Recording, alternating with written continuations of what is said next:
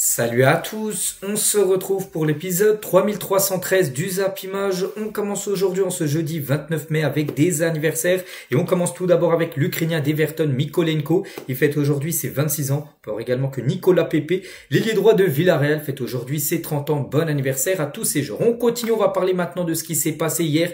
Hier soir, il y avait du football, quelques rencontres et on commence tout d'abord avec une finale européenne. C'était l'Europa Conference League entre le Betis Séville et Chelsea et c'est Chelsea qui s'est imposé 4-1. Le Betis Séville menait 1-0 à la mi-temps, puis après Chelsea a passé la seconde en seconde période en marquant 4 buts.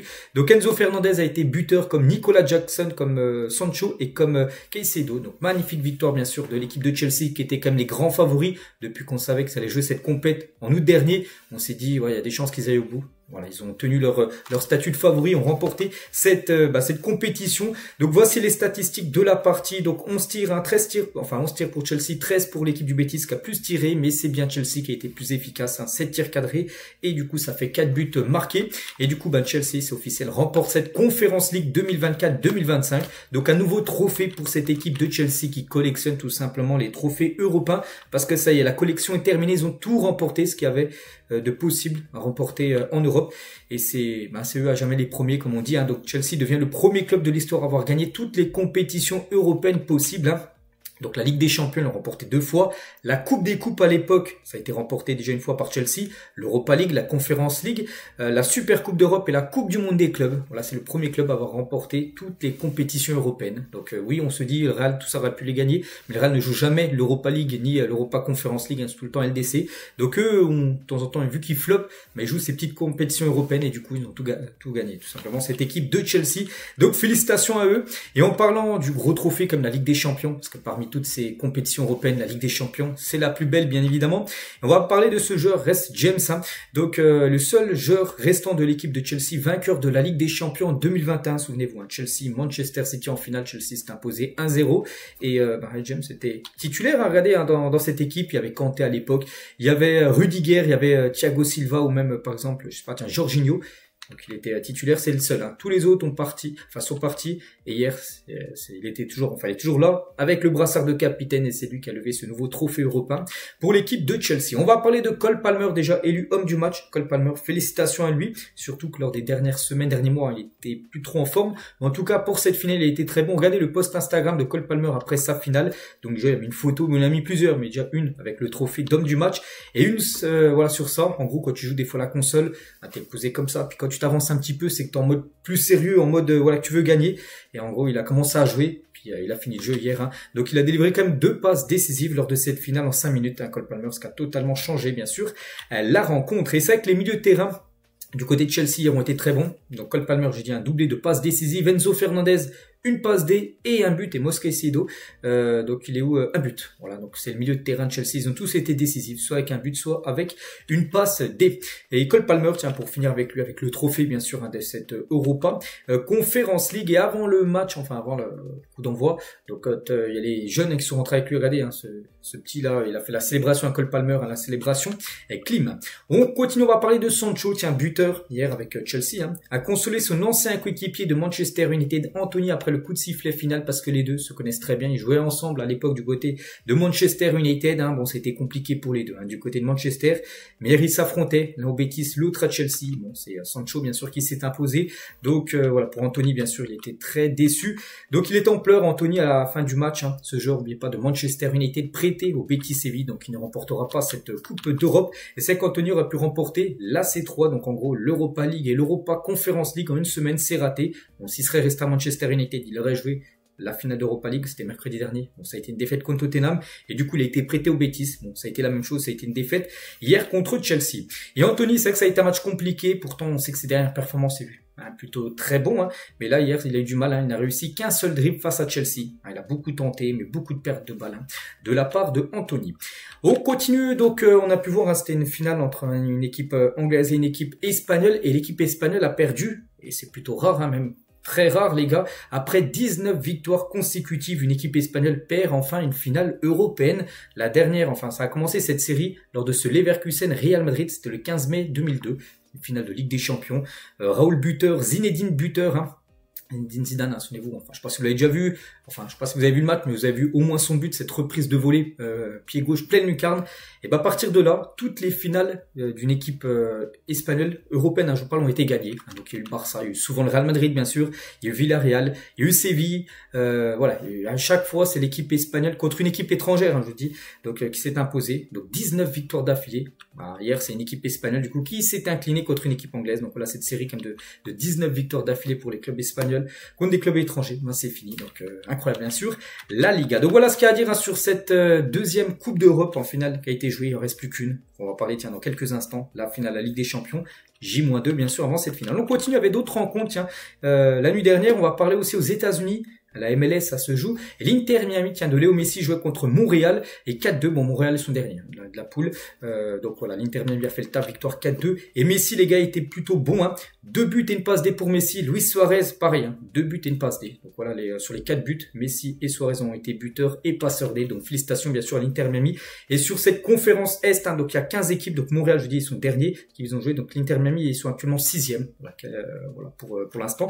De ce championnat, il restait sur pas mal de matchs, hein, sans victoire, l'équipe de Miami. On va parler des Los Angeles Galaxy, ça c'est fou, hein. C'est l'équipe qui a gagné en décembre dernier la MLS.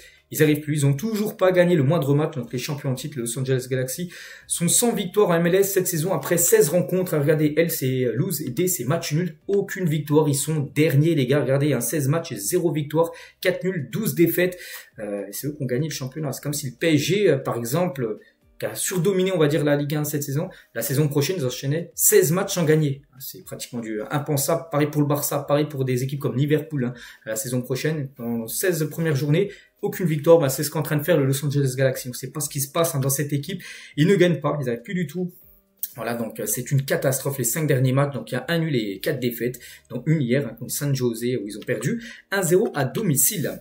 Au continue, on va parler d'un autre match. Hein, c'était un match amical. Voilà, je sais même pas qu'il y avait encore un match amical pour Manchester United hein, qui a fini sa saison catastrophique. Mais il y a un match contre All-Star, une équipe All-Star, je sais même pas qui c'est. Bref, ils ont perdu 1-0, comme souvent. Donc Manchester vient de perdre contre un club régional en Asie. Cette sélection d'Asie du Sud-Est hein, est composée de joueurs originaires d'Indonésie, de Philippines, de Cambodge, de Laos, de Singapour, de Vietnam ou même Birmanie. Donc côté Manchester, il y a quand même des sacrés joueurs hein, qui jouaient. Il y a Ojlund, Meno, Maguire, Casemiro, Ugarte, Dalot étaient titulaires hein, pour cette rencontre. Donc voilà, ils ont quand même perdu Manchester. Alors qu'ils ont joué quand même des joueurs que personne connaît.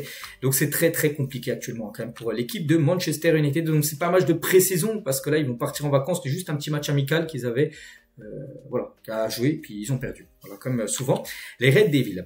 On continue, on va parler cette fois-ci de la finale de la Ligue des Champions. On est le 29, c'est le 31. J-2 avant cette rencontre. On commence tout d'abord avec l'Inter Milan. Et les joueurs de l'Inter Milan disputeront la finale de la Ligue des Champions face au PSG avec leur 3e maillot de couleur jaune. Hein.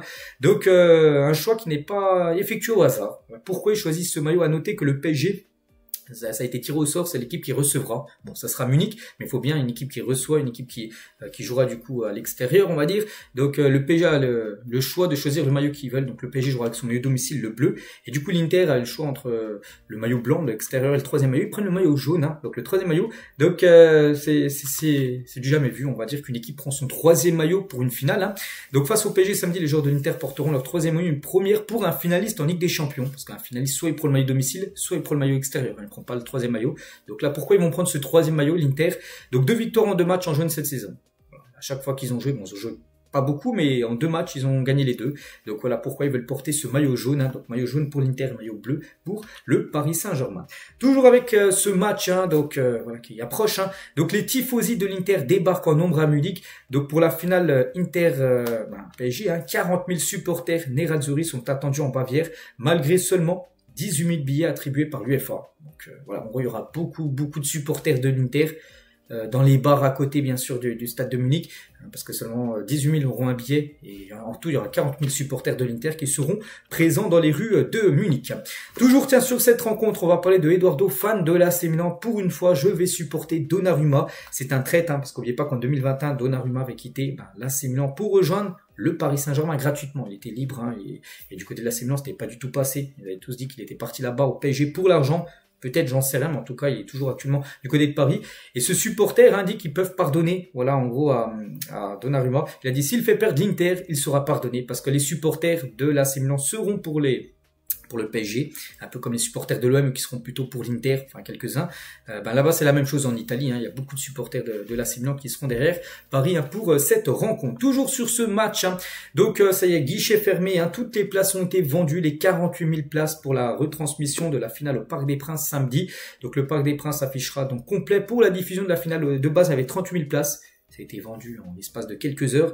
Et du coup, ils en ont rajouté 10 000, le PSG. Donc du coup, 48 000 places. Hein. Donc voilà, toutes les places ont été vendues pour cette finale de Ligue des Champions. Enfin, installation des écrans géants. Regardez, hein, ça commence. Voilà, ça sera un gros bloc avec 4 écrans géants. Voilà, sur chaque partie. Et voilà, ça sera là, en gros, que le stade sera guichet fermé, hein, pour cette rencontre, bien sûr, samedi soir. À noter également, les gars, qu'une parade, hein, vous avez vu, il y a pas mal d'infos aujourd'hui, qu'une parade sera organisée aussi sur les Champs-Élysées en cas de sac du PSG en Ligue des Champions. Les autorités du côté de Paris hésitaient, est-ce qu'il faut, oui ou non, si Paris, bien sûr, gagne la Ligue des Champions, est-ce qu'il faut que le lendemain, le dimanche 1er juin, plein après-midi, j'en sais rien, à 15h, il y a une parade. Ils ont hésité, ils ont tranché, ils ont dit oui. Du coup, il y aura bien une parade, hein, en cas de victoire, hein. Donc il y aura bien une parade sur les Champs-Élysées en cas de victoire. En revanche, en cas de gros débordement samedi soir, hein, s'il y a une victoire en Ligue des Champions, puis s'il y a des gros débordements aux Champs-Élysées, tout ça, elle pourrait être annulée, en gros, cette parade. C'est pour ça qu'il va falloir se tenir un carreau, hein, pour ceux qui font un peu des désordres. Sinon, les gars, il y aura pas de parade. C'est vraiment dommage, hein. Surtout pour une première en cas de victoire, bien évidemment, du Paris Saint-Germain. Toujours, hein, du côté de Paris. À noter aussi, on a appris, hein, donc chaque but parisien samedi. Voilà, il faudrait déjà que Paris marque en finale, hein. Le PSG n'a jamais marqué un but en finale de Ligue des Champions. Ils en ont joué une, ils avaient perdu 1-0, ils n'ont pas marqué. Bon, bref, si Paris marque, hein, donc la Tour Eiffel scintillera, a communiqué la mairie de Paris. À l'entrée des Parisiens sur la pelouse de Munich, hein, pour l'échauffement, la Tour Eiffel s'illuminera en rouge et bleu vendredi soir. Donc un message s'affichera sur la Tour Eiffel. Vous nous faites rêver, on compte sur vous pour vous faire briller Paris. Voilà, en gros, toute la ville de Paris derrière le Paris Saint-Germain, bien sûr, par rapport à cette finale historique, hein, de Ligue des Champions. Et à noter hier que les supporters du PSG, le cup a été sur parvis du Trocadéro, hein, juste derrière la Tour Eiffel, donc devant plutôt, donc né pour briller, Paris va s'illuminer. Donc ils ont fait craquer plein de fumigènes, des feux d'artifice. C'était hier, hein, bien sûr, les supporters parisiens pour cette finale. Toujours avec ce match, les gars, notez qu'Emmanuel Macron n'ira pas à Munich pour la finale. Généralement, le président ne se déplace pas pour un match de club, même si un club français est en lice. Voilà, donc il était venu, par exemple, pour la finale de Coupe du Monde, hein. On se souvient, on l'a revu en Russie en 2018, je sais plus s'il était là au Qatar, bon bref. Mais voilà, pour l'équipe de France, il vient, mais pour un match d'un club français, non, il ne vient pas. Il ne sera pas là, Emmanuel Macron. Il regardera certainement le match, parce que c'est un amateur de football. Il est fan de Marseille, donc supportera certainement Paris. Mais ouais, il sera pas dans le stade de Munich, hein, Macron. Toujours sur cette rencontre, l'UEFA a aussi sorti un guide en anglais pour prononcer les prénoms et noms des joueurs de la finale de la Ligue des Champions. Voilà, si vous voulez pas vous tromper. Par exemple, du côté de Paris, voilà, c'est ça en anglais. Par exemple, Désiré Doué, il faut appeler Désiré Doué. Voilà, en anglais. Voilà, en gros, j'ai rien à rajouter. Bon, j'ai pas tous les cités. Voilà, et du côté de l'Inter, donc par exemple, Acerbi, il faut dire Acherbi. Voilà, donc au Mkhitaryan, c'est Enrek Mkhitaryan. Voilà, Thuram, hein, pour Marcus Thuram. Voilà, c'est l'UEFA qui a sorti ça pour bien prononcer tout simplement les joueurs. Et tiens, concernant Kvaratskhelia, enfin, moi je l'appelle Kvaratskhelia, il faut l'appeler Kerveche Kvaratskhelia. Voilà, bon, moi je dis Kvaratskhelia. C'est beaucoup plus simple, hein. Toujours avec cette finale, les gars, donc Arsène Wenger salue la métamorphose du PSG avant la finale. Ils ont gagné en équilibre, hein, en puissance et en confiance. Paris est là où il mérite d'être, sur en finale de Ligue des Champions, parce que Paris n'a pas volé sa place en finale, hein. Souvenez-vous, déjà le parcours très compliqué en phase de poule. Après, tu joues Liverpool qui a fini quand même premier. Enfin, il y avait Brest avant. Bon, Brest ça a été, mais après Liverpool, ça a été très compliqué, hein. Premier de la poule de 36.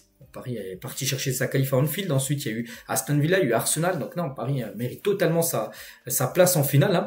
Donc le foot, c'est comme la politique, avant, c'est imprévisible. Après, c'est inexplicable. Donc voilà ce qu'il a pu dire Arsène Wenger sur cette très belle saison pour l'instant du PSG en Coupe d'Europe. Maintenant, il faut finir le boulot. Souleymane Diawara supportera le PSG pour la finale. On sait qu'il y a pas mal d'ex-joueurs de Marseille, tout ça, qui sont questionnés, qui vont soutenir en finale. Donc il y en a comme Basile Boli, ancien joueur de Marseille, il sera plutôt derrière, bien sûr, le PSG. Eric Dimeco, lui, ancien joueur aussi de Marseille, lui, sera plutôt derrière l'Inter. Chacun son point de vue. Donc Diawara supportera le PSG. Il a dit, hein, je vais peut-être me faire des ennemis, mais ça serait bien que la France ramène la coupe à la maison. Donc une deuxième Coupe Ligue des Champions en gros. Après bien sûr l'OM qui restera, oui on le sait, à jamais les premiers à remporter cette LDC en France. Hein. Donc Pires avant PSG Inter, donc lui aussi. Imaginez l'OM en finale face à l'Inter. Vous croyez que les joueurs ou le public parisien seraient derrière l'équipe de 2 donc lui dit que si on mettait dans un autre contexte, hein, il comprend un peu que les supporters de l'OM en gros soient pour l'Inter. C'est comme si l'OM jouait une finale de Ligue des Champions contre l'Inter. Donc les supporters de Paris seraient certainement pour l'Inter. Donc voilà, on peut comprendre que bien sûr il y en a qui sont pour et contre, hein, bien sûr, l'équipe de Paris en finale. Kalou, qui est ancien joueur les gars par exemple de Chelsea, hein, a fait son choix pour la finale de Ligue des Champions. Je pense que le PSG va gagner. Ils jouent en équipe, hein, les uns pour les autres et ça peut faire une différence, c'est vrai. Pour moi je reste toujours sur du 50-50. Hein. Je vois pas une équipe au-dessus d'une autre, ça va se jouer sur des détails, tout simplement, cette finale de Ligue des Champions. Et toujours, tiens, avec la Champions League, bon, pas sur cette finale, mais plutôt la saison prochaine. On va parler déjà de toutes les équipes pour l'instant qualifiées à tout ça, hein, puis on sait qu'il y a 6 équipes anglaises déjà qualifiées, et les 6 équipes non anglaises du chapeau 1 de la Champions League, hein, devront affronter 2 clubs de Première Ligue en phase de Ligue des Champions. Donc le PSG, ça concerne PSG, Real, Barça, Bayern, Dortmund et l'Inter. Donc pourquoi 3 clubs anglais sont dans le pot 1 et pourraient fausser le tirage si cette condition n'est pas respectée. Donc 2 clubs anglais ne peuvent pas s'affronter en phase de poule. Il peut pas avoir un duel, par exemple, un Chelsea-Manchester City, c'est pas possible en phase de poule. T'es obligé de jouer contre une équipe étrangère, on va dire. Donc c'est pour ça que pour pas fausser le tirage. Donc par exemple, Paris jouera contre 2 équipes anglaises en phase de poule. Hein.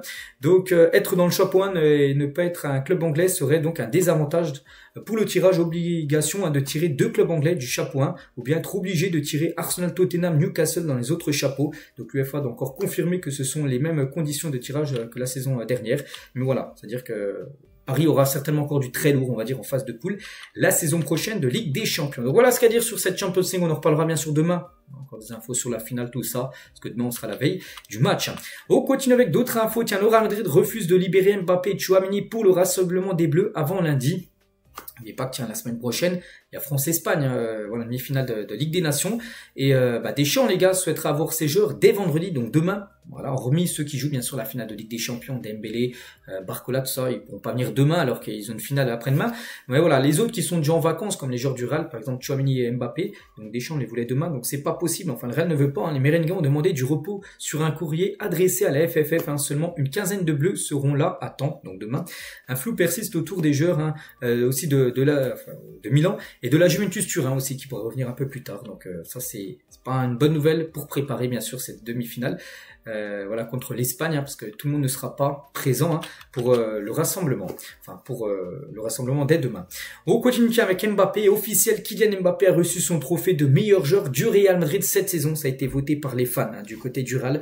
Donc il y avait pas mal de joueurs, il y avait lui qui peut le prétendre, il y avait Vini Junior, tous ces joueurs-là. Valverde, c'est Mbappé qui a reçu le plus de points, de votes. Donc félicitations à Kylian, hein, première saison, hein, tous ceux qui allaient dire qu'il allait flopper. Moi j'ai toujours dit, hein, je peux même retrouver des vidéos il y a 1 an, quand il avait signé au Real, je dis, je pense que ça serait une réussite. Hein.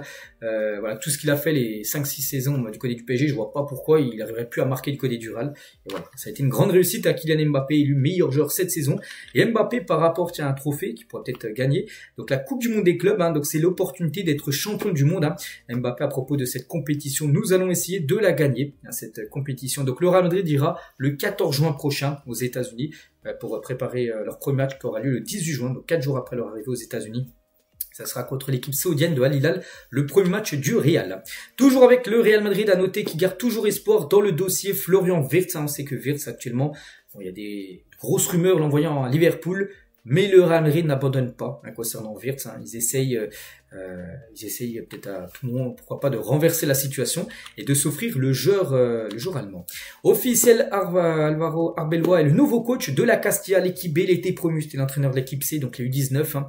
Il monte un grade, il passe maintenant entraîneur de l'équipe B, parce que Raoul quitte le club après plus de 6 ans, il est arrivé en 2019, Raoul, l'entraîneur de l'équipe B, il attendait, hein, ce poste de numéro 1 d'équipe première, c'est pas venu, donc il part, hein, Raoul.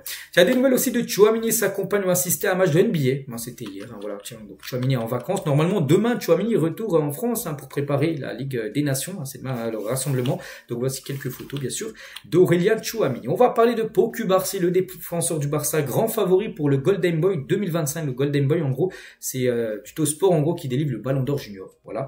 Donc Lamine Yamal, déjà lauréat, n'est pas éligible cette année. Quand tu le remportes une fois, tu peux pas le remporter une autre fois. Sinon, Lamine Yamal, aurait été bien sûr le grand favori. Lamine Yamal l'a remporté la saison dernière, il peut plus le remporter. Donc c'est Cubarsí actuellement le grand favori. Donc voici le classement. Donc Lamine Yamal, bon, c'est celui qui a le plus de points, mais il peut pas le remporter, hein, c'est plus possible. Donc du coup le deuxième, Cubarsí serait actuellement le grand favori devant Désiré Doué.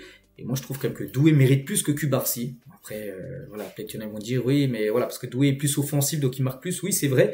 Mais même lors des dernières performances en Ligue des Champions, tout ça, je trouve que Désiré Doué a été très bon. Il mérite hein, ce Ballon d'Or junior. On verra, parce que ça peut encore changer, bien sûr, avec les derniers matchs. Par exemple, la finale Ligue des Champions peut être très importante hein, pour Doué pour ce Ballon d'Or junior.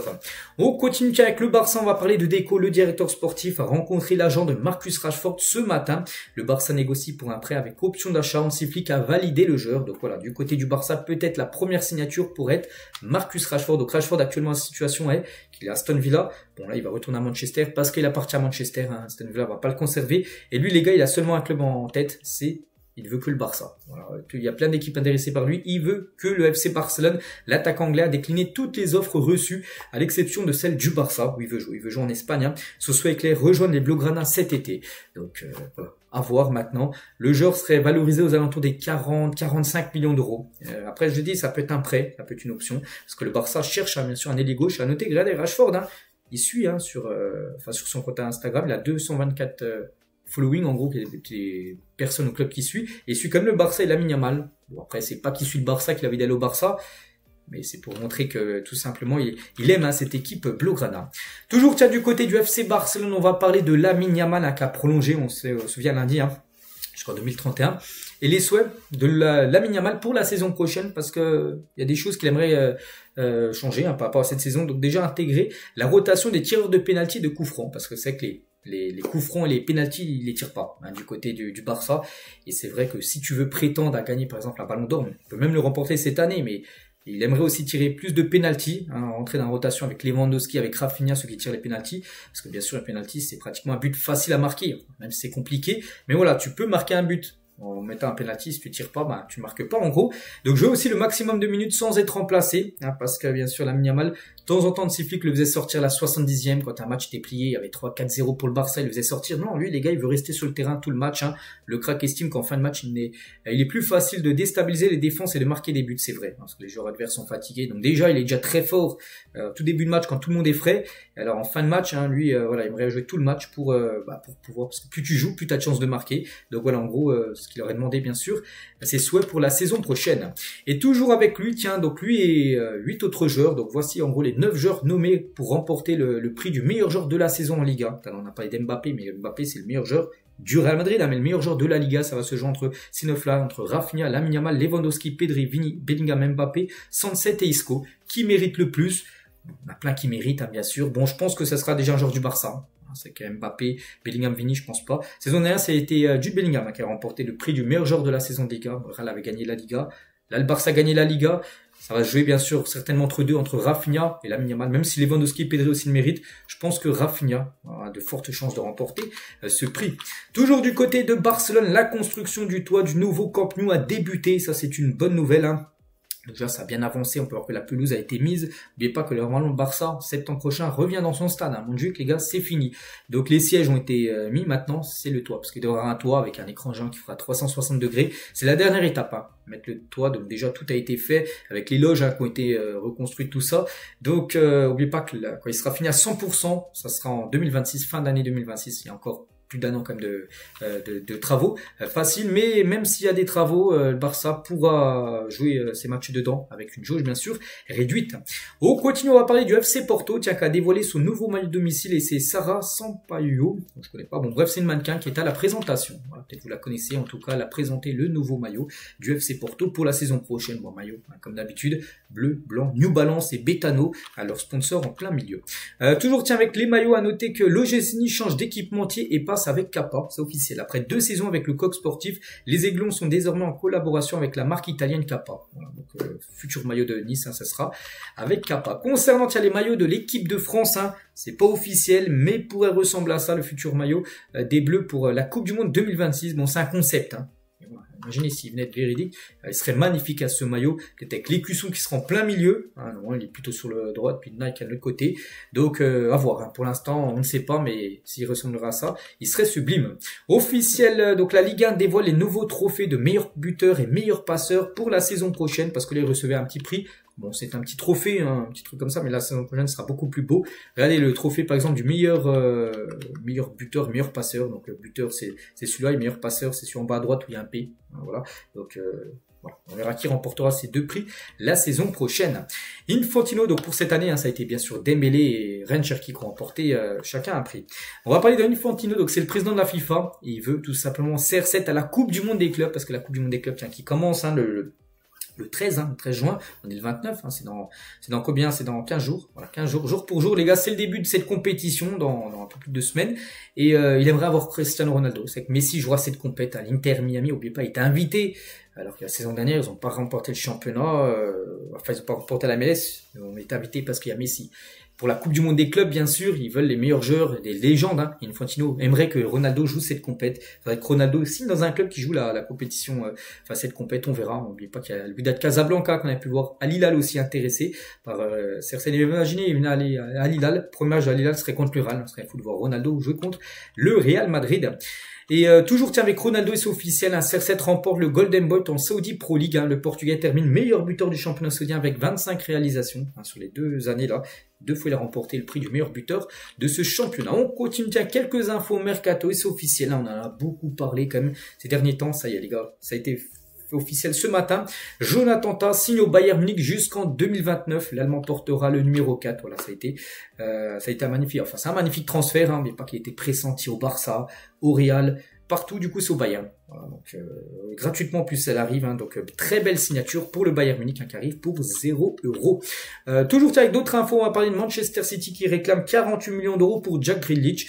Voilà, n'oubliez pas que City l'avait acheté plus de 117 millions d'euros hein, il y a 3-4 ans en provenance d'Aston Villa. Et du coup, maintenant, il pourrait le vendre 48 millions d'euros. Parce que bien sûr, il a perdu beaucoup en valeur, déjà parce qu'il a pris de l'âge, puis il est souvent sur le banc. Donc, bien sûr, la valeur a énormément chuté. Donc voilà ce qu'aimerait, enfin le prix demandé hein, par Manchester City pour lâcher Jack Grealish qui souhaite partir. Pourquoi Grealish souhaite partir? Parce qu'il souhaite jouer la Coupe du Monde l'année prochaine. Et si tu souhaites jouer une Coupe du Monde, avec surtout une sélection comme l'Angleterre où il y a énormément de concurrence, tu dois jouer en club. Et à City, il est souvent sur le banc. C'est pour ça qu'il faut qu'il trouve un club qui lui donne pas mal de temps de jeu et qui soit bon pour jouer, bien sûr, cette Coupe du Monde. L'Atlético de Madrid est intéressé par la signature de Lautaro Martinez. Il remplacerait Griezmann en cas de départ. Hein. Griezmann, c'est qu'on ne sait pas s'il restera ou partira. Griezmann est en fin de contrat dans un an. Et s'il venait à partir, et ben l'Atlético serait très intéressé par Lautaro Martinez. Milos Kerkez donne son feu vert pour rejoindre Liverpool. Discussion en cours avec Bournemouth, hein, confirmée par Fabrizio Romano. C'est Kerkez, on ne le voit pas rester. À Bournemouth, on pense qu'il partira. Et Liverpool très intéressé par ce joueur. Concernant Victor Osimhen, qu'est-ce qu'il va faire lui aussi? Et actuellement, hein, c'est Al Hilal hein, qui va négocier avec Naples pour Victor Osimhen. C'est qu'Al Hilal, ça fait quand même pas mal de temps qu'ils sont intéressés par lui. Donc le club saoudien veut recruter l'attaquant avant la Coupe du Monde des clubs hein, qui commence dans 15 jours. Donc une offre pour un contrat de 3 ans avec un salaire de 120 millions d'euros sur cette période. Hein, ce qui ferait quasiment du 40, hein, 40 millions d'euros par an net. Net, on parle de net, donc bien sûr c'est à côté de Galatasaray, il touche pas du tout cette somme-là, hein.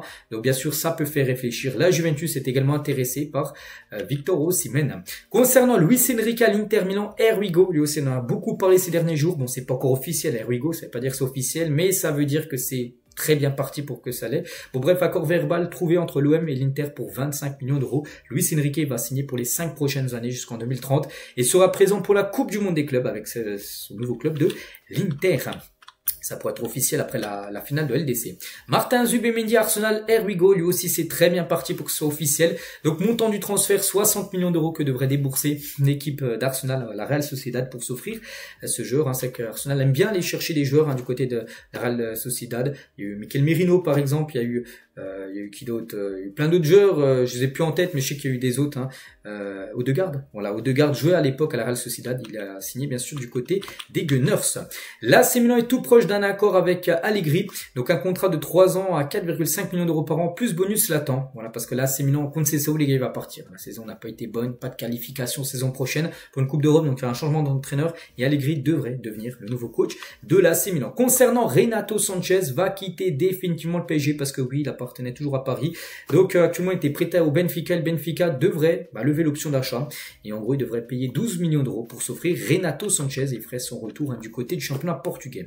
Le Paris FC s'est renseigné sur Mathis Sablin. C'est que le Paris FC il faut voir pas mal de bons coups. On a pu voir que Gaëtan Perrin, très bon joueur de la GOCR, Lucas Tassin, l'attaquant de Saint-Etienne, et aussi maintenant Mathis Sablin également ciblé du côté du Paris FC qui monte la saison prochaine en première division. Accord de principe entre le Real Madrid et Angelo Stiller.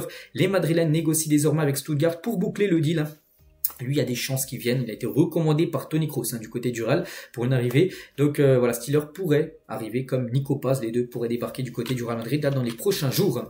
L'OM a fait de Nayef Aguerd sa priorité en défense pour cet été. La Real Sociedad souhaite le conserver tandis que Leverkusen et l'Atlético sont intéressés. Donc le joueur souhaite jouer la Ligue des Champions. Et l'OM joue la LDC, donc on verra. En plus, il est marocain. Mehdi Benat, le directeur sportif de Marseille, est marocain, donc ça peut bien sûr faciliter son arrivée.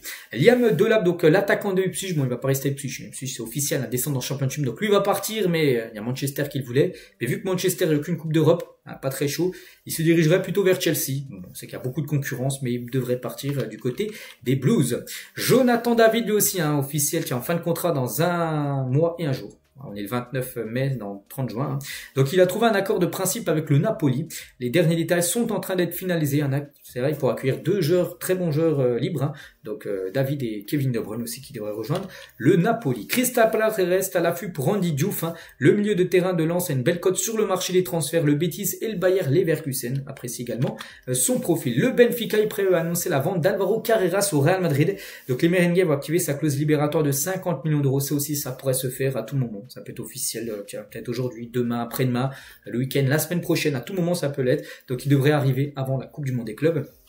Carreras. Et on finit, donc là j'ai dévoilé quelques infos mercato, mais il y en a encore plein d'autres les gars. Début de mercato, il y a plein de choses à dire. J'ai une chaîne spéciale, j'en ai juste sorti là quelques-unes, voilà, pour vous donner l'appétit. Mais voilà, c'est sur cette chaîne-là, Biz Mercato. Je sors une vidéo le lundi et le jeudi, aujourd'hui et le jeudi. Donc tout à l'heure à 17h, je sortirai une vidéo de tout ce qu'il y a à dire sur le mercato, les infos officielles, tout ça. Et il y a énormément de choses à vous dire. Donc voilà les gars, ce qu'il y a à dire aujourd'hui. J'espère que ça vous a plu. Donc on se retrouve nous demain bien sûr pour le prochain numéro. Je vous souhaite une très bonne journée et à demain.